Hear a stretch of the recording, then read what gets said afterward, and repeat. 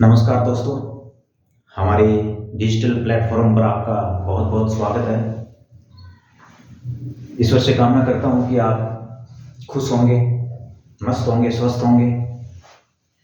और आपको एक बात की जानकारी दे देता हूँ कि आज से हम इंडियन पॉलिटी में इंडियन कॉन्स्टिट्यूशन की, भारतीय संविधान की एक सीरीज शुरू कर रहे हैं, जिसमें हम रोज़ाना इंडियन पॉलिटी पे, भारतीय राज व्यवस्था पे, संविधान को लेकर एक या दो वीडियो डेली लेके आएंगे। और उसमें हम भारतीय संविधान के संपूर्ण भाग 1 से 22-25 तक और संपूर्ण आर्टिकल 1 से 395 या 450 तक जो भी जितने भी आर्टिकल है, भाग है, उन सभी का बहुत अच्छे ढंग से अध्ययन करेंगे।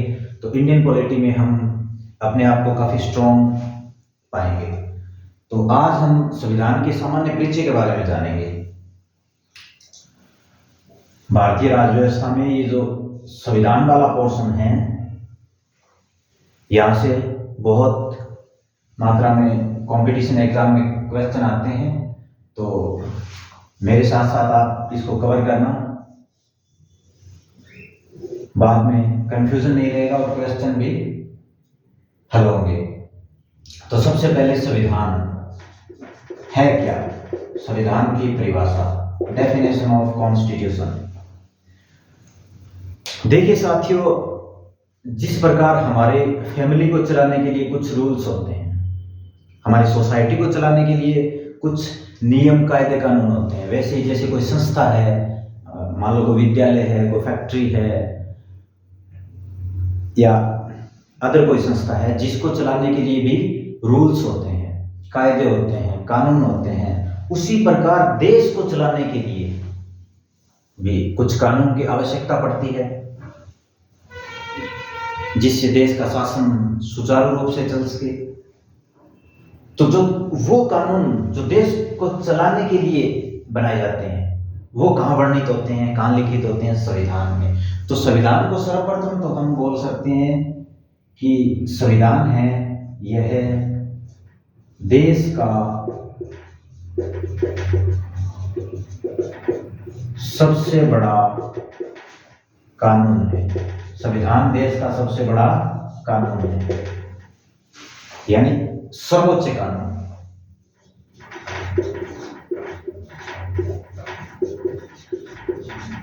तो संविधान को हम क्या बोल सकते हैं?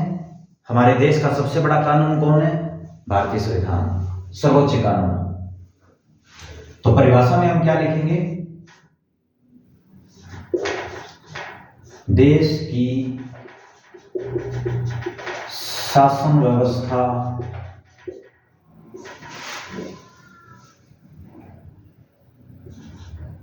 को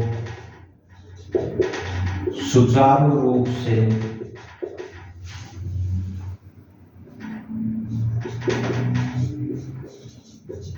लागू करने के लिए, देश की शासन व्यवस्था को सुचारू रूप से लागू करने के लिए जिन कानूनों या विधि की आवश्यकता होती है,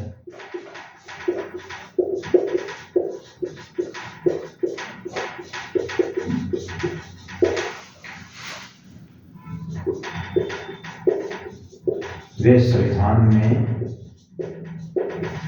वर्णित होती है।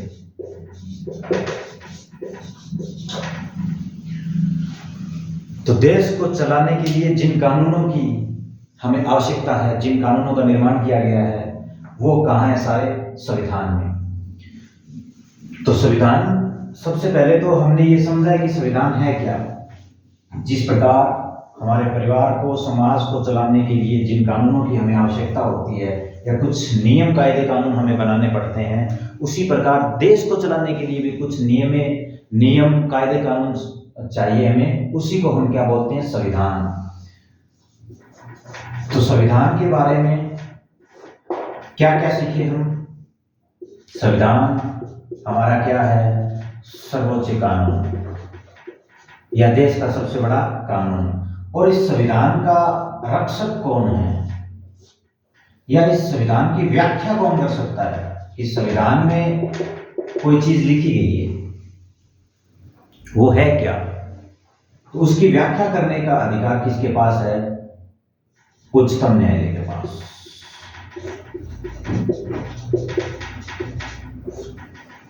और इसका रक्षक भी कौन है?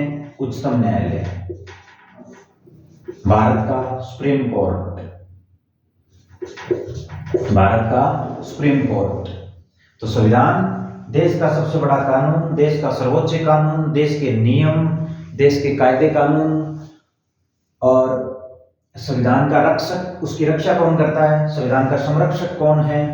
तो प्रोटेक्शन करता है कॉन्स्टिट्यूशन की सुप्रीम कोर्ट, और व्याख्या भी कौन करता है? Supreme court. तो अब हम इस संविधान के प्रकार देखते हैं, कितने प्रकार के होते हैं संविधान, कितने प्रकार के होते हैं। तो संविधान मुख्यतः होते हैं दो प्रकार के। कितने प्रकार के? दो प्रकार के। एक वो संविधान होते हैं जो लिखित होते हैं, और एक वो संविधान होते हैं जो अलिखित होते हैं। संविधान कितने प्रकार के? दो प्रकार के। कौन कौन से?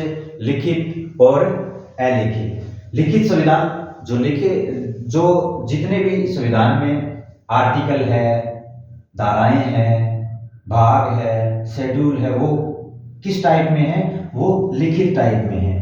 तो सबसे पहले मैं आपको बता दूं कि दुनिया का सर्वप्रथम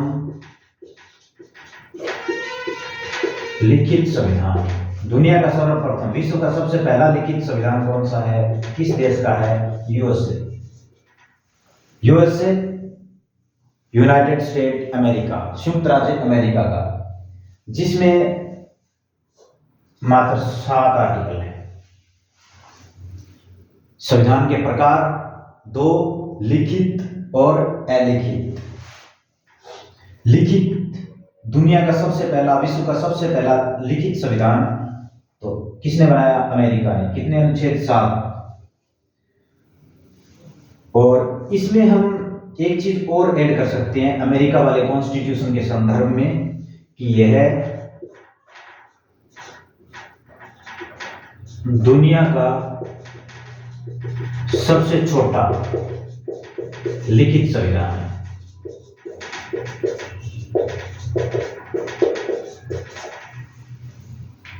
संविधान के प्रकारों में पहला प्रकार जो है लिखित संविधान, जहां नियम, आर्टिकल लिखे हुए हैं, वो लिखित संविधान है।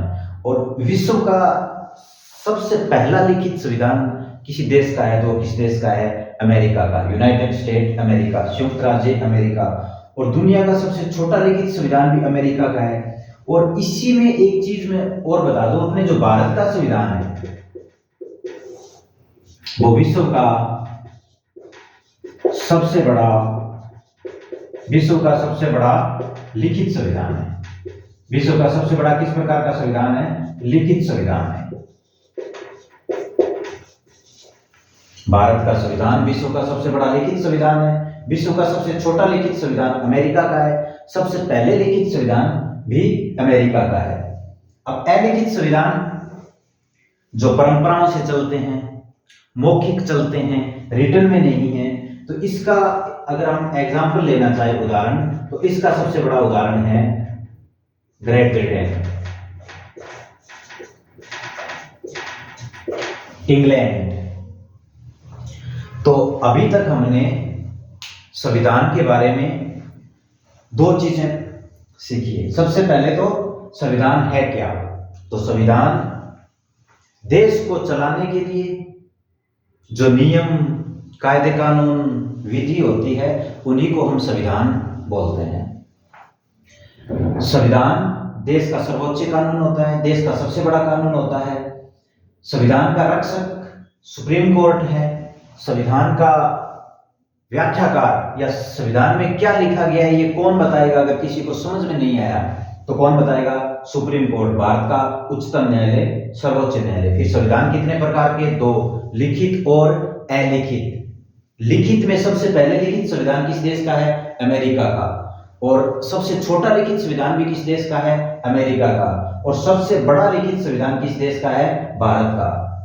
अलिखित में अगर उदाहरण दें, वो संविधान जो परंपराओं से चलते हैं, मौखिक, कोई लिखा हुआ कुछ भी नहीं है। जैसे हमारे समाज में भी कुछ परंपराएं कुछ चलती रहती है मौखिक में, कि ऐसा तो पहले होता था या उस समय होता था, परंपरा में चल रहा है। मतलब वहां पे इंग्लैंड में जो संविधान है वो किस प्रकार का है, अलिखित, परंपराओं से मौखिकली चलता है। तो अब हम आगे बात करते हैं भारतीय संविधान के बारे में, थोड़ी बहुत और सामान्य जानकारी लेते हैं, फिर हम जैसे जैसे आगे बढ़ेंगे तो इसके भागों की तरफ भी बढ़ेंगे। जो भारत का संविधान है, भारत का संविधान,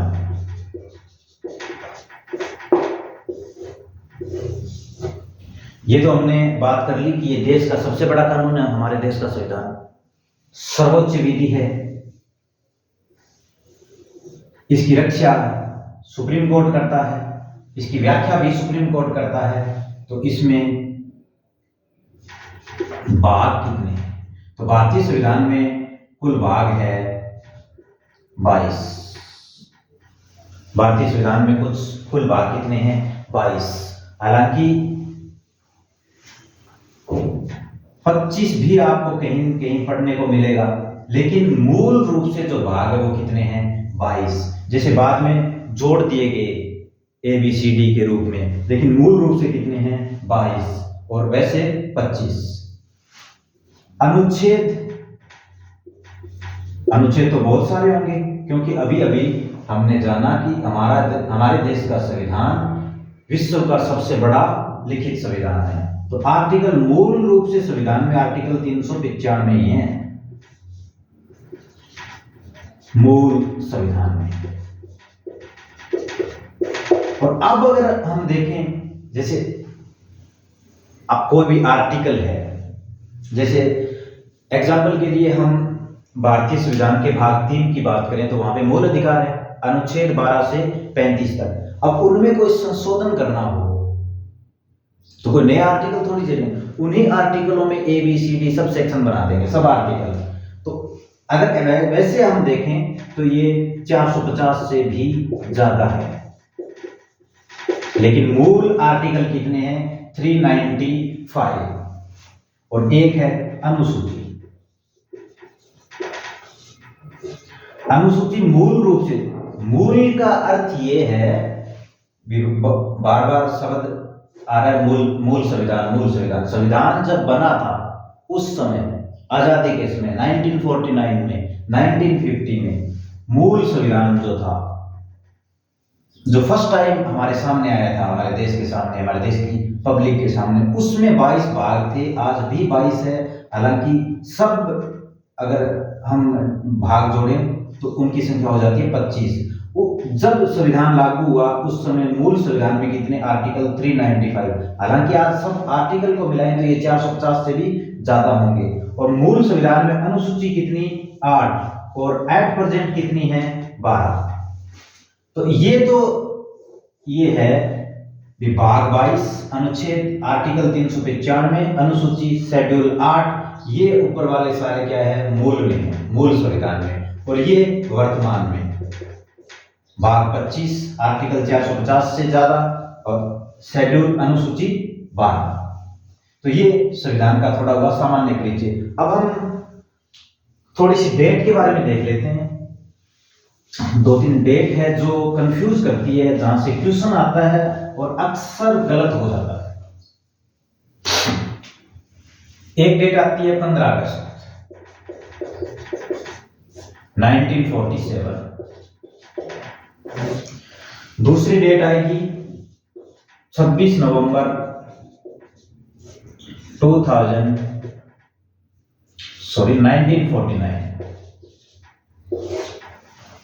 और एक डेट आएगी 26 जनवरी 1950। तो हम सब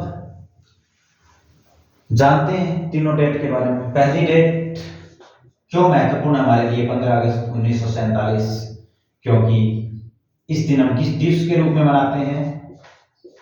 स्वतंत्रता दिवस। किस दिवस के रूप में? स्वतंत्रता दिवस।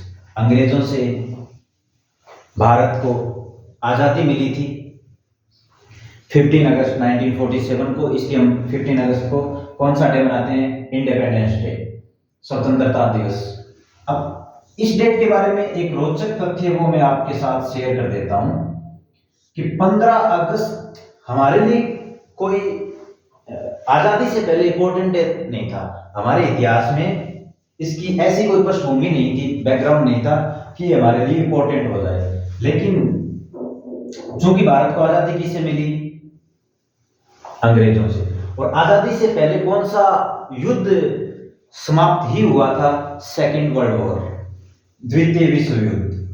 तो द्वितीय विश्व युद्ध में जब 1945 में समाप्त हुआ तो अंग्रेज थे वो मित्र राष्ट्रों की ओर थे। तो मित्र राष्ट्रों की द्वितीय विश्व युद्ध में विजय हुई थी और दूरी राष्ट्र जो थे वो हार गए थे। तो मित्र राष्ट्रों की विजय हुई तो दूरी राष्ट्रों में हारने वाला जो सबसे अंतिम देश था द्वितीय विश्व युद्ध में,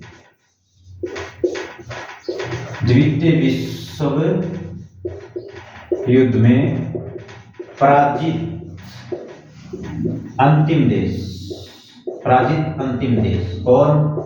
जापान। विश्व में जो वर्ल्ड वार हुए हैं कितने हुए हैं? 2। विश्व में वर्ल्ड वार कितने हुए हैं? 2। प्रथम विश्व युद्ध और द्वितीय विश्व युद्ध। प्रथम विश्व युद्ध हुआ था 1914 से 1918 और द्वितीय विश्व युद्ध हुआ था 1939 से 1945। ये सामान्य जानकारी है जो हमें होनी चाहिए। और ये पहला विश्व युद्ध था 1914 से 18 और दूसरा 1939 से 1945। तो दूसरे विश्व युद्ध में मित्र राष्ट्रों की जीत हुई, प्रथम में भी मित्र राष्ट्रों की जीत हुई, दूरी राष्ट्रों की हार हुई थी। तो द्वितीय विश्व युद्ध में जो पराजित होने वाला अंतिम देश था जापान। हमने ये भी सुना है कि जापान के 2 शहर थे जिन पे अमेरिका ने परमाणु बम गिरा दिए थे, हिरोशिमा और नागासाकी, 6 अगस्त और 9 अगस्त 1945 को। वो हम हिस्ट्री में देखेंगे। तो जापान में जो अंग्रेजों का अंग्रेजी कमांडर जो था, जापान में जो अंग्रेजी सेनापति था, अंग्रेजों का सेनापति था, वो था लॉर्ड माउंटबेटन। कौन था? Lord Mountbatten.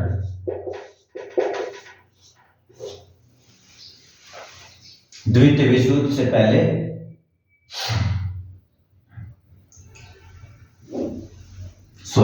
द्वितीय विश्व युद्ध में पराजित होने वाला अंतिम देश कौन है? जापान। दूसरे वर्ल्ड वॉर में सबसे अंत में किसे पराजित किया गया? जापान को।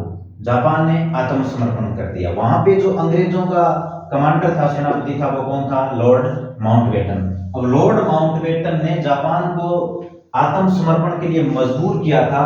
वो दिन था 15 अगस्त 1945 और भारत को आजादी मिलती है 15 अगस्त 1947 को।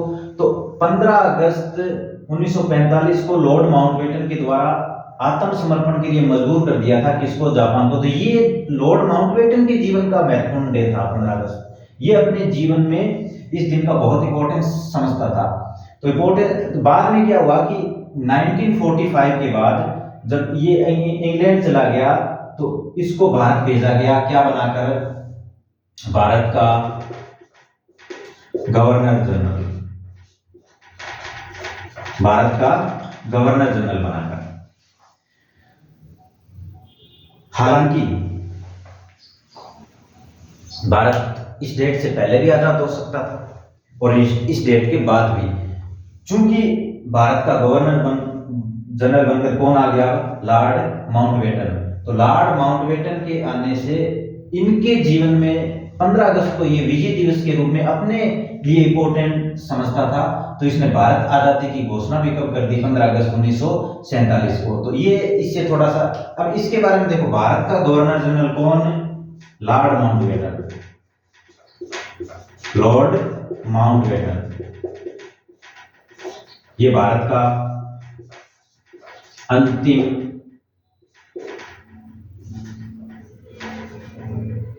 अंग्रेज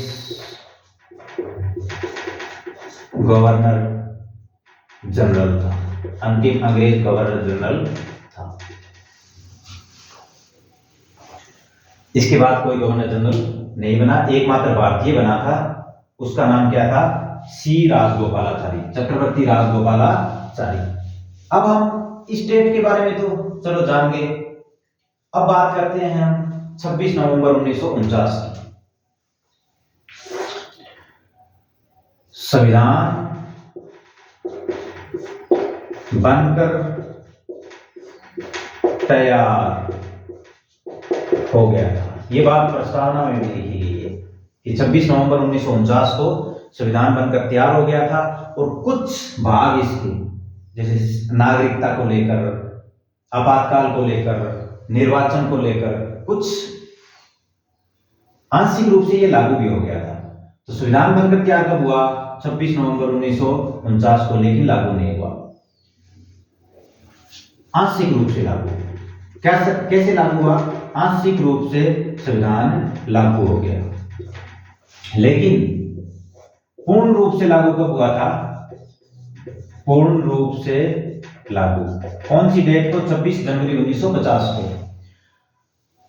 तो इस डे को विशेष बनाने के लिए इंडियन गवर्नमेंट ने साल 2015 में, हम भारतीय संविधान के जनक के रूप में किसको याद करते हैं?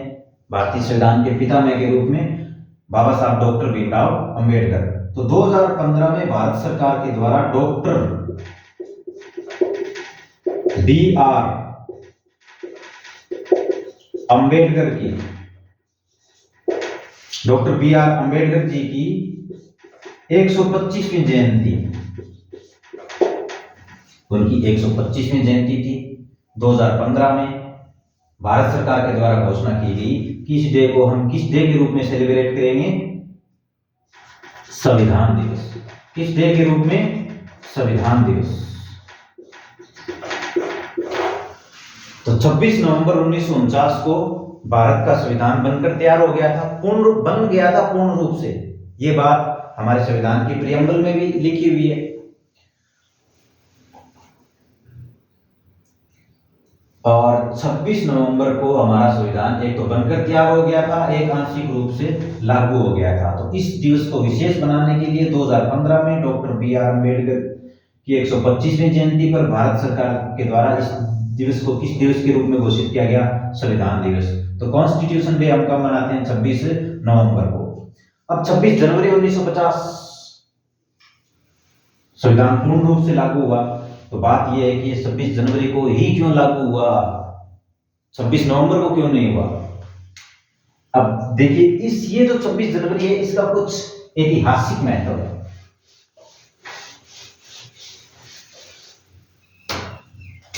ये जो 26 जनवरी वाली डे है, इसका ऐतिहासिक महत्व है। कैसे है? देखो, हमारे देश में आजादी से पहले एक ही पार्टी प्रमुख हुआ करती थी, और उस पार्टी का नाम क्या था? कांग्रेस। पार्टी का नाम क्या था? कांग्रेस। ये भारत की सबसे प्राचीन पार्टी भी थी, और इसकी भी एक ही पार्टी थी। आजादी से पहले की बात कर रहा हूं मैं। तो इसके होते थे प्रतिवर्ष, क्या होते थे? सम्मेलन। प्रतिवर्ष क्या होते थे? और सम्मेलन फिक्स था इनका।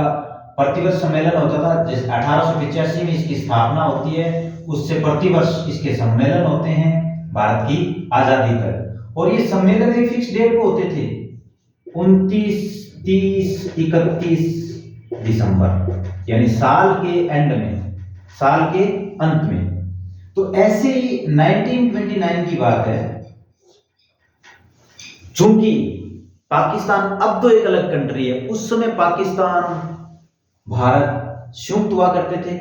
म्यांमार भी भारत के साथ था, बांग्लादेश आज का पाकिस्तान, बांग्लादेश, म्यांमार जिसे हम बर्मा के नाम से जानते हैं, और इंडिया, चारों ही एक ही कंट्री के रूप में भारतीय उपमहाद्वीप का या भारतीय भाग का हिस्सा थे, अलग से कोई देश नहीं था। तो 1929 में इस कांग्रेस का क्या हुआ था? सम्मेलन। कांग्रेस का क्या हुआ था? सम्मेलन। कहां हुआ था? लाहौर में। क्योंकि लाहौर अब कहां है? पाकिस्तान में। उस समय लाहौर इंडिया में, क्योंकि पाकिस्तान भी किस में था, इंडिया में। तो 1929 में एक सम्मेलन होता है लाहौर में, किस नदी के किनारे, रावी नदी के किनारे, रावी नदी के तट पर। और ये जो सम्मेलन हुआ था 1929 में लाहौर में रावी नदी के तट पर, इस सम्मेलन के जो प्रेसिडेंट थे, अध्यक्ष थे, वो कौन थे, जे.एल. नेहरू, भारत के प्रथम प्रधानमंत्री जवाहरलाल नेहरू। 1929 में कांग्रेस का सम्मेलन लाहौर में रावी नदी के तट पर, अध्यक्षता किसने की, जे.एल. नेहरू ने। तो सम्मेलन हुआ कब, क्योंकि कांग्रेस के सम्मेलनों की जो डेट थी वो फिक्स थी, दिसंबर के लास्ट 3 डे, 29, 30 और 31। अब देखिए यहां पे मांग की गई कांग्रेस के द्वारा अंग्रेजों से, किसकी, पूर्ण स्वराज की, पूर्ण स्वराज की। पूर्ण स्वराज का मतलब कि हमें पूर्ण रूप से क्या चाहिए, स्वतंत्रता। पूर्ण रूप से क्या चाहिए, स्वतंत्रता। अब डोमिनियन स्टेट या स्वायत्त शासी संस्था के रूप में हमें नहीं, कुछ नहीं चाहिए, हमें क्या चाहिए, पूर्ण स्वराज, यानी पूर्ण आजादी चाहिए हमें, पूर्ण रूप से स्वतंत्रता। तो इसको सेलिब्रेट करने के लिए लाहौर में रावी नदी के तट पर दिसंबर 1929 में जवाहरलाल नेहरू की अध्यक्षता में जो सम्मेलन हुआ था, तो पूर्ण स्वराज की मांग की गई और ये तय किया गया कि हम मिलकर कौन, कांग्रेस के लोग, उस पार्टी के लोग, जनवरी के, अब देखो दिसंबर के बाद में क्या आएगी, जनवरी, और ये जो सन है ये भी चेंज हो जाएगा जनवरी में, कौन सा, 1930। दिसंबर के बाद में नया साल आएगा, तो ये साल भी चेंज हो जाएगा, 1930 की जनवरी के चौथे रविवार को भारत का स्वाधीनता दिवस मनाएंगे। कौन सा दिवस मनाएंगे, स्वाधीनता दिवस मनाएंगे, स्वतंत्रता दिवस मनाएंगे। और 1930 की जनवरी का जो चौथा संडे था, उस संडे को डेट क्या थी, 26 जनवरी।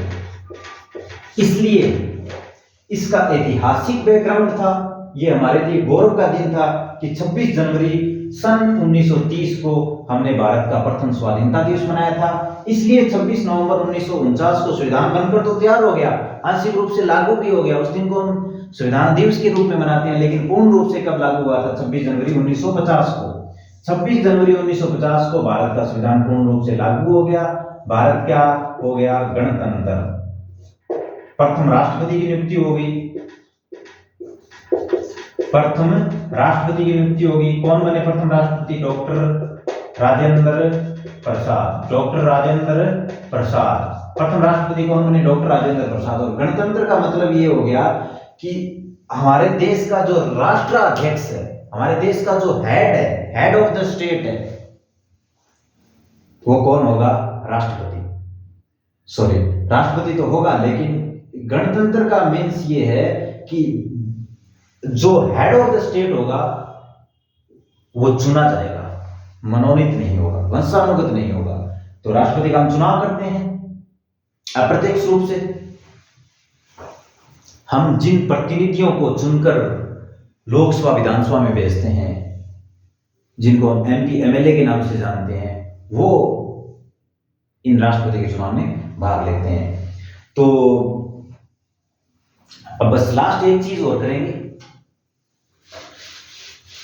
फिर हम कल से संविधान के भाग, शेड्यूल सब बारी बारी से डिस्कस करेंगे। तो लास्ट में मैं आपसे डिस्कस करता हूं कि भारत आजाद तो कब हो गया था, 1947। और संसद कब बनी थी, संसद बनी थी 1952 में। आजाद कब हुआ, 1947 में। संसद कब बनी, 1952 में। अब इस दौरान ये जो वक्त है, गैप है 1947 से 1952 का, देश को चलाने के लिए कानून भी बनाने जरूरी थे, कानून भी चाहिए और शासन व्यवस्था भी चाहिए। तो वो कानून कौन बनाता था इस दौरान, इस दौरान क्या हुआ था, वो थोड़ा सा मैं आपको बता देता हूं। आजादी 1947 में मिली, हमारे देश में संसद बनी 1952 में, क्योंकि कानून बनाने का काम किसका है, विधि कौन बनाती है हमारे देश में, संसद। तो इस दौरान संसद का रोल कौन निभा रहा था, कौन था जो संसद की भूमिका में था? तो देखिए, दो क्वेश्चन एग्जाम में आते हैं। भारत को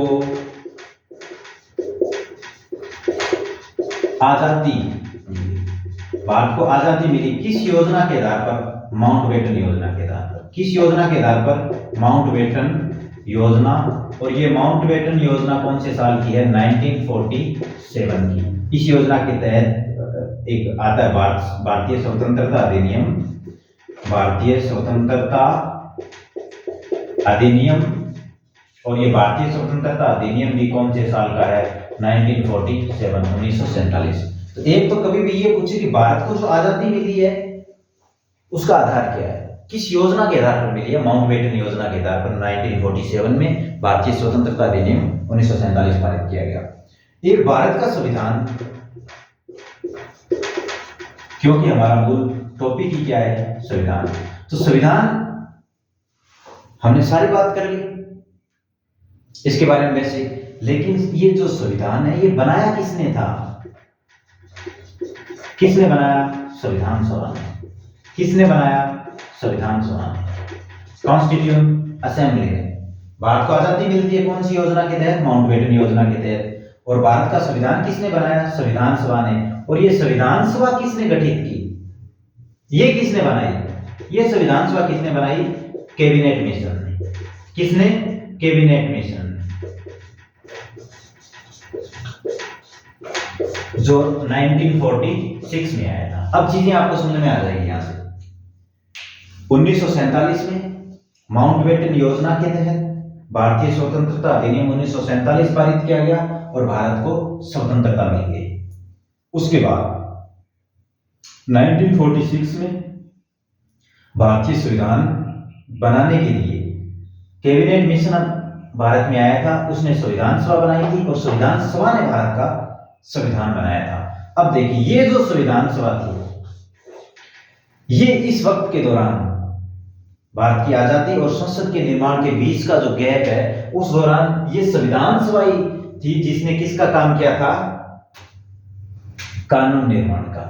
तो एक मैं आपको यही बता देता हूं कि संविधान सभा की दोहरी भूमिका, संविधान सभा की दोहरी भूमिका। कैसी भूमिका? दोहरी भूमिका। कैसे? भी इसके पास दो काम हो गए ना। एक तो क्या बनाएगी? संविधान का निर्माण। एक तो क्या करेगी?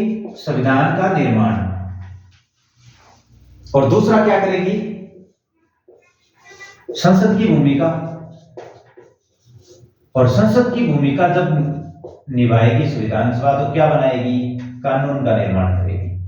कानून का निर्माण, विधि बनाएगी देश के लिए। अब देखो, संविधान सभा की दोहरी भूमिका। पहली भूमिका तो कौन सी है? संविधान का क्या करेगी? निर्माण, क्योंकि इसका मुख्य काम ही क्या था? संविधान का निर्माण। चूंकि संसद का गठन नहीं हुआ था 1952 तक, तो 1947 से 1952 तक देश में कानून निर्माण का जो कार्य किया, संसद की जो भूमिका निभाई, वो भी किसने निभाई? संविधान सभा ने। अब थोड़े से एक लास्ट चीज इसके बारे में आपको याद रखनी है कि जब संविधान सभा संविधान का निर्माण करती थी, तो इसके अध्यक्ष कौन हुआ करते थे? डॉक्टर राजेंद्र प्रसाद। जब संविधान सभा अपना मूल कार्य संविधान का निर्माण करती थी, या संविधान निर्माण का काम जब संविधान सभा के द्वारा किया जाता था, तो इसके अध्यक्ष कौन होते थे? Chairperson doctor Rajendra Prasad. और जब संविधान सभा कानून निर्माण का कार्य करती थी, संसद का रोल अदा करती थी, संसद की भूमिका निभाती थी, तो इसके अध्यक्ष कौन हुआ करते थे? वही जो हमारे संसद में, लोकसभा में प्रथम स्पीकर थे, जीवी मावलंकर। जीवी मावलंकर। जीवी पूरा नाम है गणेश वासुदेव मावलंकर। गणेश वासुदेव मावलंकर। तो आज के लिए इतना ही। मैं आपको एक सूचना ये दे देता हूँ कि ये जो संविधान की सीरीज है, पॉलिटी की सीरीज है, ये हम आज से शुरू कर दी है और अब ये डेली कंटिन्यू चलेगी।